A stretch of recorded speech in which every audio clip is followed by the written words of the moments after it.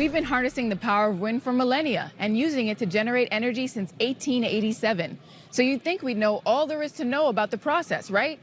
Well, one of nature's largest creatures has recently shown us otherwise. No, I don't know her. Which is why I'm at Westchester University, where Dr. Frank Fish studies the locomotion of all types of creatures. Meet Wally, everybody.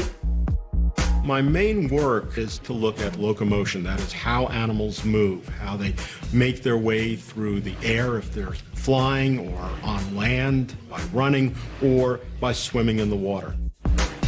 Which brings us to the animal he's most famous for studying, the humpback whale. The humpback whale has been a real innovation, particularly in terms of fan technology, wind turbine technology, actually showing us a way to become more efficient. Dr. Fish, how did you come up with this technology that is actually improving the efficiency of fans? Well, initially I started looking at the humpback whale and how it was designed. The humpback whale's about 60 feet long, maybe the size of a school bus, but remarkably, these animals are exceedingly acrobatic and even what we'd say aquabatic. That is, they can perform maneuvers in the water as well as also leap out of the water. The humpback whale has these bumps or tubercles along the leading edge of its flipper. And it's that particular structure, having these bumps, that give it an advantage in terms of the hydrodynamics or aerodynamics. This can also be used in air. And then based upon that, we could actually start to build models with these bumps on it. And then we started putting them in wind tunnels to then measure the aerodynamic, hydrodynamic efficiency. Rotors that have these tubercle bumps reduce drag by a whopping 32%, and lift is improved by 8%, so the efficiency is unmatched. There are already in production fans that have the tubercles, and what the fans can do then is operate more efficiently and also quieter. And so this is a benefit to people that are using them because it means that you have to put in less energy in order to get those fans to spin around and move the air. When you say fans, I mean, a lot of people will maybe just think of a ceiling fan in their home, but there are a lot more applications for a fan like that. Fans are all over. We find fans in jet engines, fans that are used to cool computers. We find fans virtually everywhere in our lives. We can also use them on things like windmills. Windmills are sort of like fans, but instead of producing a current of air, what they're instead doing is taking the air currents and then using that energy to spin and create electricity.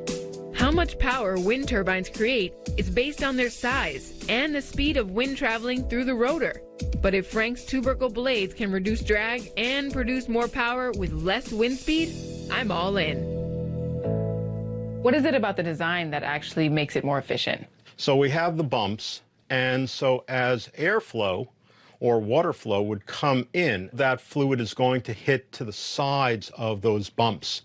And as it does, it creates vortices. Vortices are like little cyclones. They're spinning in such a way that as flow goes over the tubercle itself, it gets accelerated. It means that you have to put in less energy in order to get those fans to spin around and move the air. It's a lot like a baseball pitching machine. And we could actually go to a batting cage and see if we can hit some balls. I'm always down for sports. Yes. Okay, ready?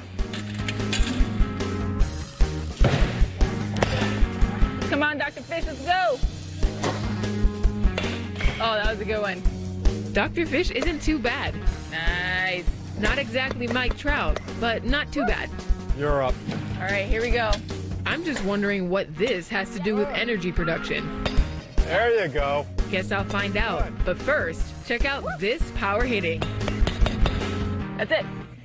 That was so much fun. I felt like I was 12 years old again at the batting cages. I'd relived awful times in Little League, but it was still a great time. How does this relate to your discovery with the tubercles? Well, the two tires are essentially spinning in opposite directions, and as the ball goes between them, it accelerates the ball out so that we can get a chance to hit it. And the tubercles are doing the same thing. They're producing these vortices that as flow goes over the main peak of the tubercle, it gets accelerated. So it's actually working in a very similar way.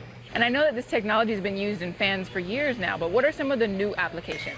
Helicopter rotor blades, the rudders of ships, as well as the skeg of a surfboard, and all these potential applications of wing-like structures, you can get an advantage from the tubercles. Wow, that is incredible. So, do you want to do another round? Sure. I have another token. Oh, there we go. Let's do it. Good. Up next, turning toward trees for ways to store solar power. Promotional consideration.